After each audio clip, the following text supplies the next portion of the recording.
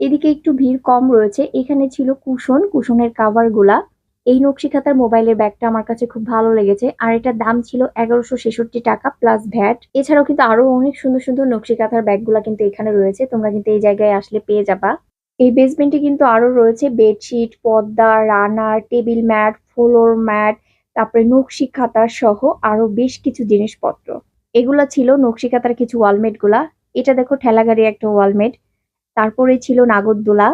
আমার সব থেকে ভালো লেগেছে এই ওয়ালমেটটা। এই জায়গায় বউ সেজে বসে আছে, বর কিন্তু বউকে নিতে আসতেছে। কি সুন্দর করে এই ওয়ালমেট গুলা তৈরি করেছে। এছাড়াও দেখো আরো কত সুন্দর সুন্দর নকশি কাঁথার ওয়ালমেট গুলা কিন্তু এখানে রয়েছে।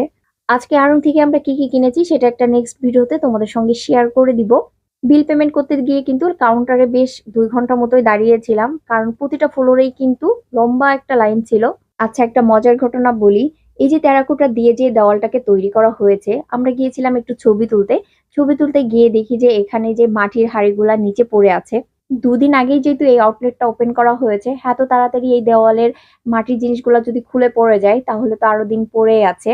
হঠাৎ মনে পড়লো আর্টিফিশিয়াল এই জামগুলাই কিন্তু এই জাম গাছ থেকে আসল জাম মনে করে ছিঁড়ে নিয়ে যাচ্ছে। আর এটা তো মাটির হাঁড়ি মাত্র। যাই হোক, এটা ছিল আমার আজকে আড়ং ঈদ শপিং ব্লগ। ভিডিওটি কেমন হয়েছে এবং এরকম ভিডিও তোমরা আরো দেখতে চাও কিনা আমাকে কমেন্ট করে জানিও।